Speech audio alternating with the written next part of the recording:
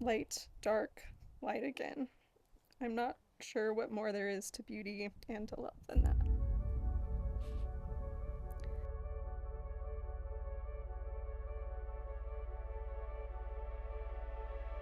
When asked about when I started falling for you, I always come back to our fourth date.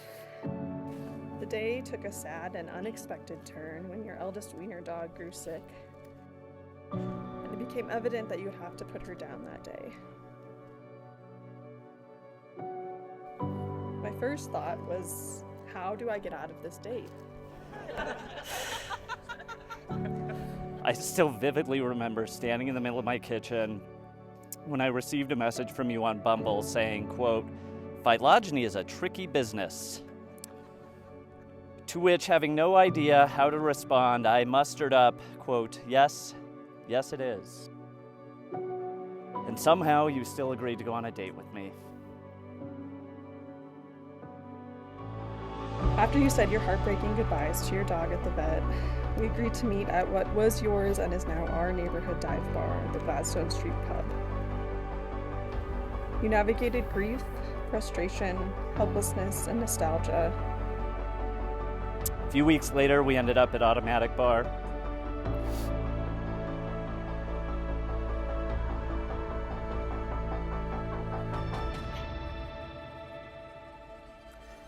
I could have sat across from you for days. The mood began to lighten as your twisted humor trickled forth. You revealed to me, rather deadpan, that your precious, deceased dog was now resting in peace, not in the ground, but in the deep freezer of your garage. Maybe I would want to come over for dinner sometimes? This was the moment that my love for you sprouted. And what started as potentially a spring fling blossomed into a summer romance. And there was this feeling that I just couldn't shake. Over the past few years, as I have reflected back on that fourth date, I can better pinpoint why I was so drawn to you after it. It was the first time that I witnessed the way you gracefully accomplished the simple yet challenging skill of uniting the light and dark sides of life.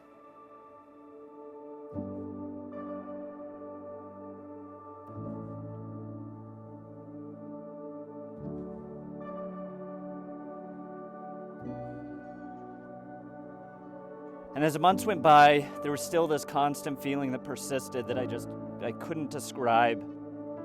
There's part of me that was scared. I was scared to tell you about these feelings. I was scared to be the person to suggest we really try to make it work, and scared to be the first to say I love you.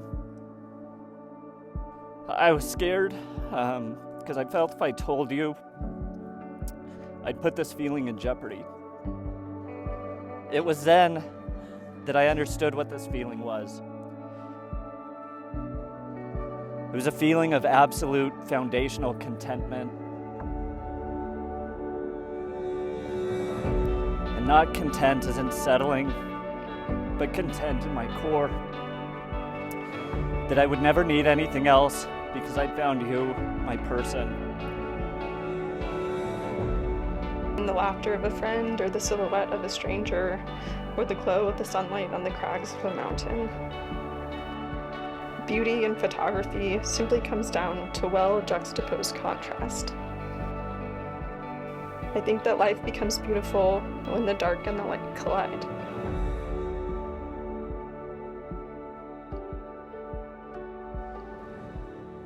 As the years have passed, I realized that this collision of dark and light is the beauty that I am most attracted to in life.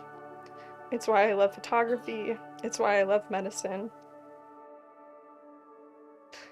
And at the core, it's why I so love you.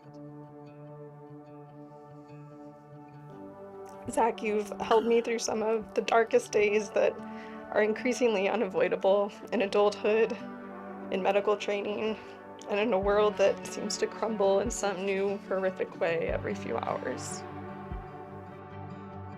But in the midst of all of this, you are my consistent light again, always leading me back to a brighter space, and in that transition, helping me remember how beautiful our life is.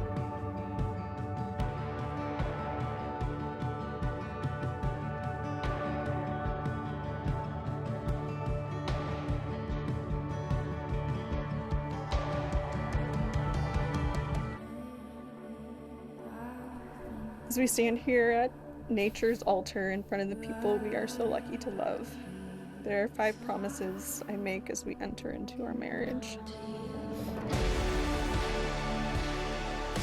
I promise to be the best cat dad to Helen.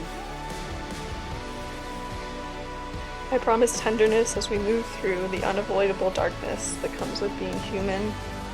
To utilize delicious food as a way for us to be present and reconnect. To never stop being your light again. And to never again be too scared to tell you how I feel. Because even if the sun were a foul black tire fire, having our hands knotted, alive with you, will always make me feel lucky.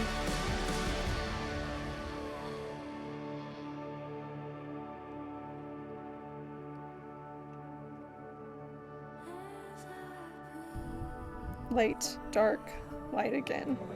I'm not sure what more there is to beauty and to love than that.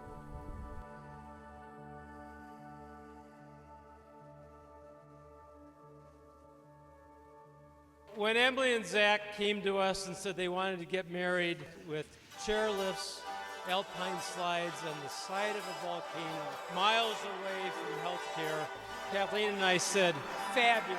What could possibly go wrong?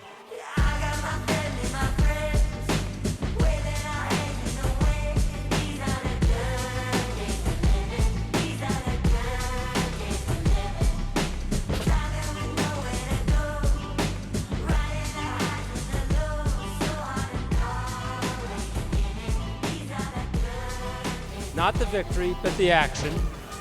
Not the goal, but the game. In the deed, the glory. Emily, you've lived a life that embodies those words.